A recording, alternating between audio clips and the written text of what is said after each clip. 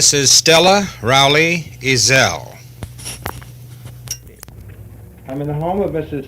Stella Rowley Ezelle at 609 Gardenia Street in West Palm Beach. The day is Wednesday. The date is the 28th of February, 1962, and the time is 10 o'clock in the morning. Mrs. Ezelle, you're one of the pioneers of this area, huh?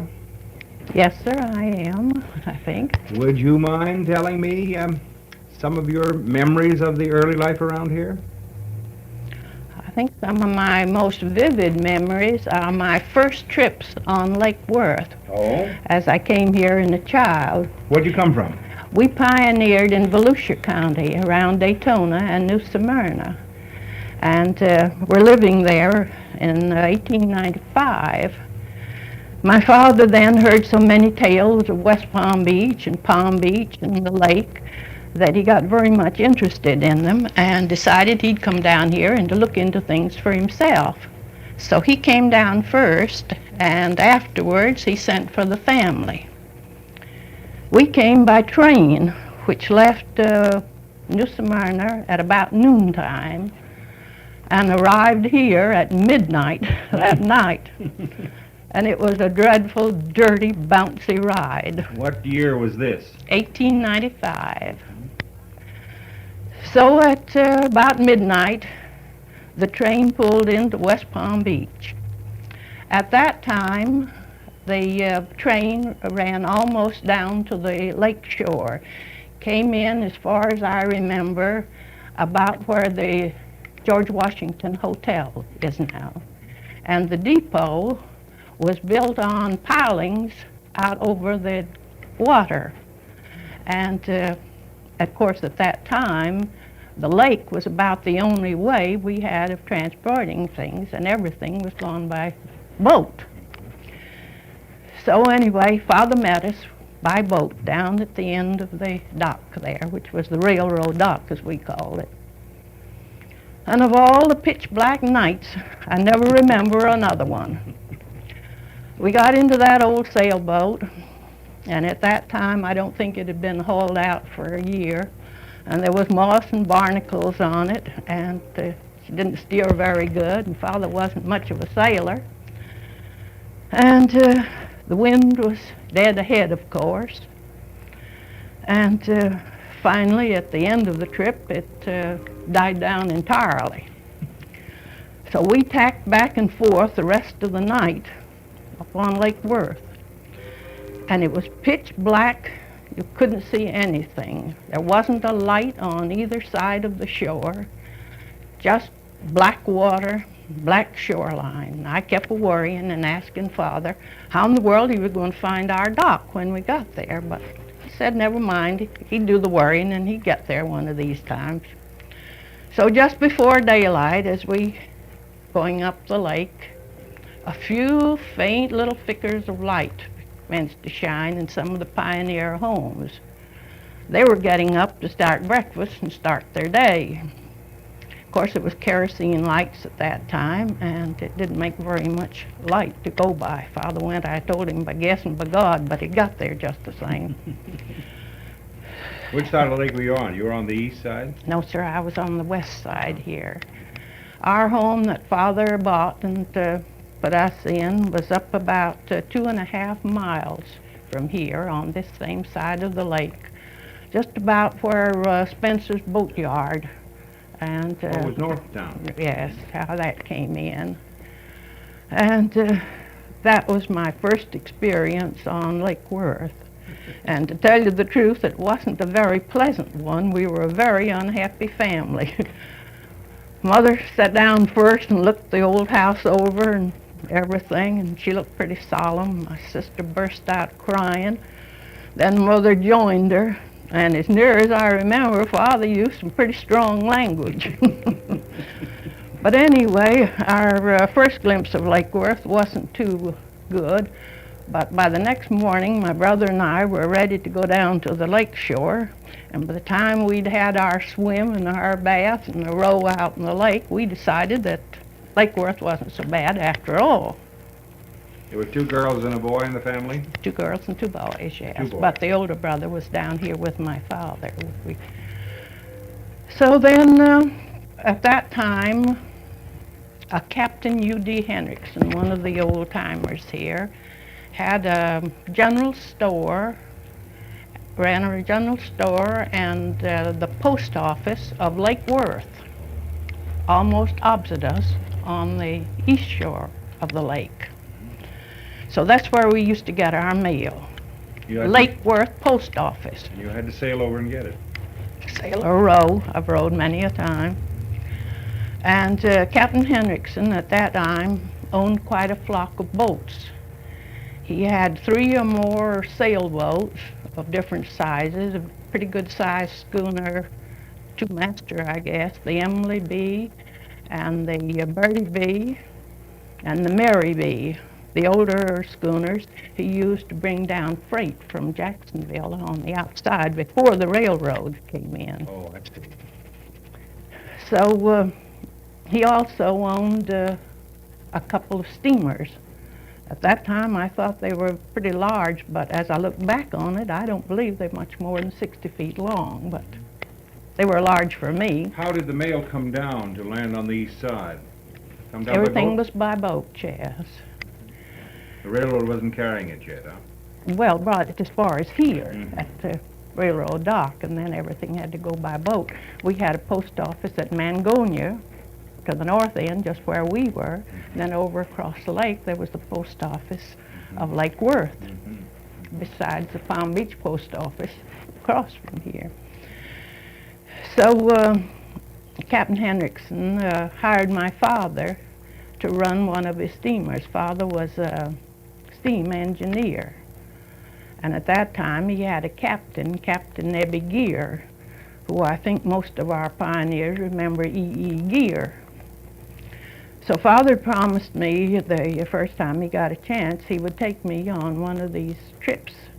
They made regular trips in one of those steamers, one or the other of them, as far as we called it Stranahan's Camp at that time, which now is Fort Lauderdale. So they'd go down one day and come back the next. So my next trip that I remember and set the pace for the lake was my trip that we left over there at Lake Worth, Captain Hendrickson's, and came on down the lake, zigzagging across, picking up the mail and I suppose little packages of would have been express, freight, and maybe a few passengers. And we went on down the lake. And that was a beautiful day, and the lake then looked very pretty, and the shoreline was all green and palms and very pretty. But when we got down to the end of the lake, where the inland waterway connects now with Miami and further down the coast, my father said if I wanted to see things, I'd better go up in the pilot house. So I went up in the pilot house with Captain Gear, and he set me on a high pilot stool. Of course, I wasn't as large as I am now. And I had my first glimpse then, high up of over the country. So at that time, they were just starting the towns of Boynton, and at that time it was Linton. Now they call it Del Rey. So we stopped at those towns and picked up things and put off things. And then as we got further down the canal, my Captain Gear told me to watch closely on the banks, that I'd see something pretty soon that would interest me very much. So I sat up there with my eyes glued on the shore, and sure enough, pretty soon they came in sight where the banks had been recently dredged, and they had kind of sloped down, no vegetation on them. And if there ever was a sight, that was it. There was alligators of all sizes and shapes lying up there in the sun. There was large ones, and there was middle-sized, and there was the baby ones. So the steamer went so softly that you got right up on them before they were frightened. So the captain said, "Pull that whistle good, and they'll move." So of course I pulled the whistle good. And didn't they move? My goodness, they got up and they made for the water, and in they splashed. Well, that was my first thing of alligators. So we watched, and sure enough, down every once in a while, we would come across one of those places where the alligators were out sunning. And it must have been a very bright, nice day, and just the time of day when they were on the banks. So that was my first encounter with alligators, and of course I was very much interested in it. You never met any while swimming? No. No, they weren't so much in the lake because that was salt, but you see, that was more or less fresh water draining down from the glades and different things. So then we got on down finally to Fort Lauderdale, as it is now, and there Stranahan had a commissary and a camp, and back of it, they told me, was an Indian camp. So it was getting about dusk, and the Indians commenced to have their campfires around. And Father said, let's walk over and visit the Indian village. So, of course, I was willing. So I went over, and as we approached the camp, the old Indian man came over, and in those times they didn't wear trousers. They wore shirt tails, as they did. And he came over, and he spoke to Father because I suppose he knew the men that had been running the boats up and down. And at that time, I had two very dark, long braids down my back, and that old Indian reached over to my hair, and he said, "Your papoose?" Father said, "Yes." He said, "Come with me." I thought he meant to take me with him. I can remember grabbing Father's legs and hanging on for dear life. And Father laughed, and he said, "Oh, no," he said, "he just thinks you're like one of his children." He said, "He won't harm you. He's a good Indian." But it didn't go with me very much. I still was rather suspicious. So that night we slept on the boat. And I told Father, I said, "You sleep on the side nearest the land because I'm afraid that Indian's going to come over and get me yet." He said, "Don't you worry. He's got enough troubles without you." Were the Indians for the most part friendly in those days? Yes, most of them that were around here, you see, were, because they traded there at the camp, evidently. And they had brought down some of the first sewing machines that the Indian women used. And they were the little portables that they just ground by hand. There are some still in Indian camps. I've seen them back in the Everglades. And Singer was putting out some of the first machines that were taken down there. And of course, those Indians were trading with the white people and knew more or less of their language and were friendly. So our trip back wasn't quite so eventful, but when I got back and had my tales to tell Mother, I especially had very much changed my opinion of southern Florida and Lake Worth in general. And although I was a very tired, happy, and sunburned girl, I still vividly remember that trip, my first Indians and my first alligators. Did mothers teach girl children in those days to cook and sew quickly? Indians or the white? White. Did your mother teach you to cook and sew at an early age? Always. I don't know when I didn't help her. I washed dishes from the time they'd put a box on the floor. No, there wasn't too much else to do. It was homework. In those days, women didn't go out to work, except my mother did some because she pioneered as a school teacher in Volusia County. Before we came, we pioneered in Volusia County. My mother was from Massachusetts. Mother and father were Massachusetts. They were married when they came to Volusia? Yes. You weren't born yet, though? Yes. Boy? No, the older children were born, but I was born just after they got there. Mm-hmm. In 1895? No, I was born before that. Oh, I see. We were there. We came down here in 1895. Mm-hmm. They were in Florida in 1886, I think it was. Was your mother a school teacher here? No, never on the lake, no. In Volusia County. Where did you go to school? Oh, that's a long tale, too, in itself. Go ahead. Our first schoolhouse was almost the same land that the Northborough School now is on. But at that time, it was just one good-sized building with a peaked roof and just one room with no finish inside of anything, and just wooden benches at first, and afterwards they had those desks where two children could sit. So my first schooling was up there. In that town was called Mangonia, and it had a post office and the school, and I went to the Mangonia school. And then about 1903, I think it was, they consolidated the schools on the lake. They took the children from the small schools and brought them all here to West Palm Beach. And at that time, our school was on the same corner that the Cress's store now is. And our transportation was boat. Oh. The school board furnished a boat. It started from Mangonia, went across the lake, picked up children there at Hendrickson's, picked up children further down all on the east shore to Palm Beach. They had closed the Palm Beach school, and we all were brought here to West Palm Beach. The principal, Mr. Allen, Professor Allen, met us at the end of the dock. The dock was about where, well, just about where those pumping stations are at the end of, well, right down there by the Women's Club, right in through there. And there was a long dock, and he'd meet us there at the dock. And Come by sailboat or motor launch? it was motorboat by that time, yes. Sailboats had kind of given away. And if it had been sailboat, you would be praying for it to be becalmed. Well, we wouldn't have got there on time anyway.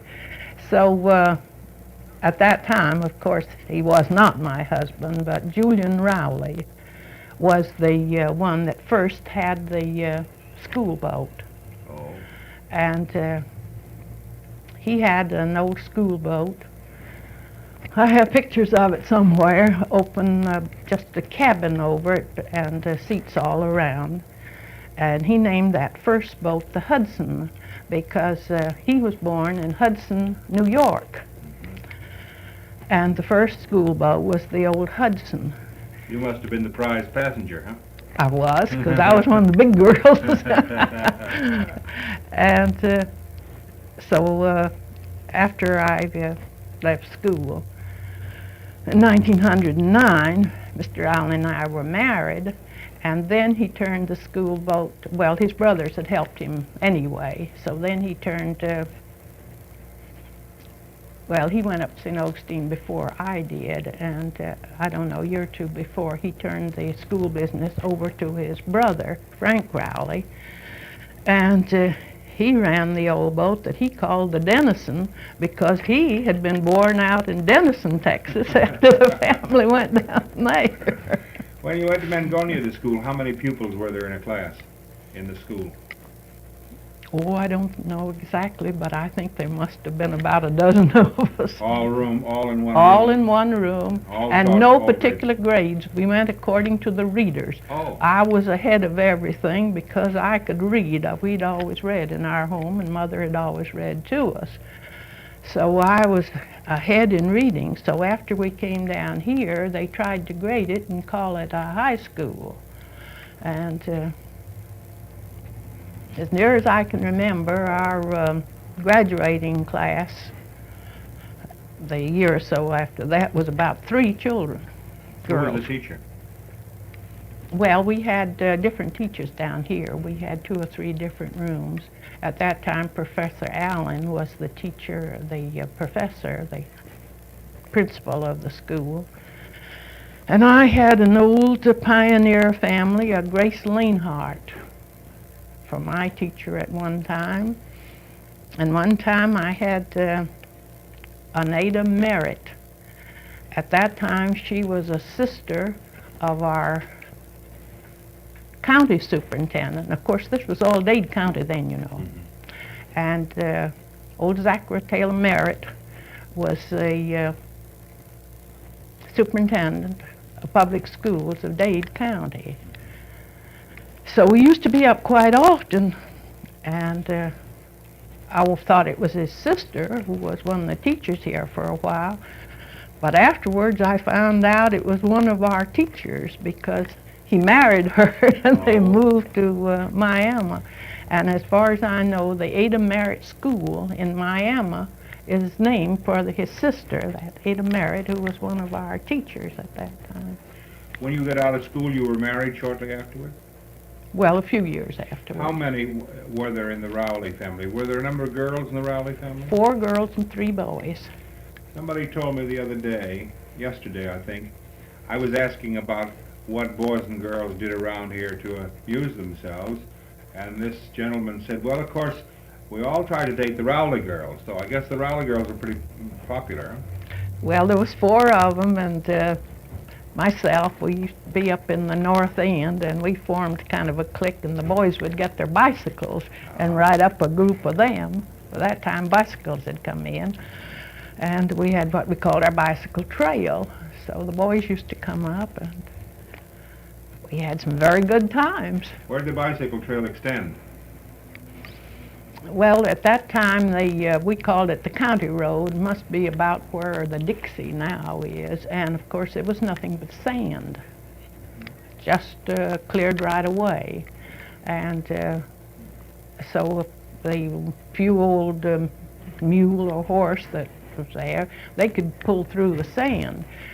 But we couldn't ride our bicycles, so the first we called it a bicycle trail. It went on the lower land, we called it lower bank. The land on the lake was kind of low near the shoreline and then made a higher sand bank up above. So they cleared a bicycle trail through this land that was a little bit more firm. And where there were soft places, we cut palmettos and things like that and laid down to them so we could ride our bicycles. You were road builders as well as pioneers. We did most everything to get there. Did mothers always make the clothing for their daughters? Oh yes, I don't ever remember of any boughten clothes until I was till I was married. We made all our clothes at home. Where'd the cloth come from? Oh, we had plenty of stores. Gradually, at first, this Captain Hendrickson must have bought them from Jacksonville, I suppose, but I can remember buying check ginghams there. And so I suppose he had a few bolts of cloth of probably bleachings and different prints. Calicos, all cottons. As far as I remember, yes. You didn't have any problem in getting foodstuffs then when you came here? No, because the railroad was through, you see, and afterwards it went further on. But I could heard my father-in-law and the family tell about having to wait for the schooners to come in. And if they were delayed through bad weather, they would have to be pretty short sometimes. Of course, the fare was not very, there wasn't a great variety of food.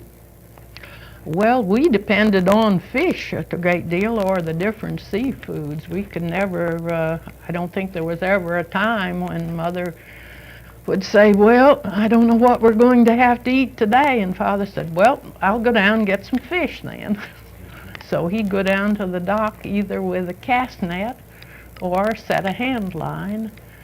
And before the meal time, why, he'd be up with some fresh caught fish cleaned at the lake and ready to put in the pan. No problem. Not a bit, no. Did your father stay in that business, in the steam engineering business? No, steam was done away with shortly, and everything was the smaller motorboats. And he bought and owned a good many of the boats they called at that time party boats. And they would go down to the Ponciana and hotel docks and take out passengers for hire by the day or by the hour. So my brother and my father both had those for hire party boats, they called them. Were there any boats made here? Yes, our boat, the Hudson, was made right there, built by Captain Cottrell, right on the waterfront of my sister's home, about, I should judge, about 1902 to 3, something on that order. That was the start of the boat building business here.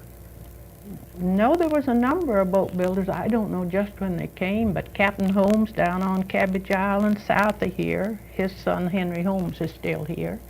And Captain Rose had a boatyard that one of my brothers, worked with.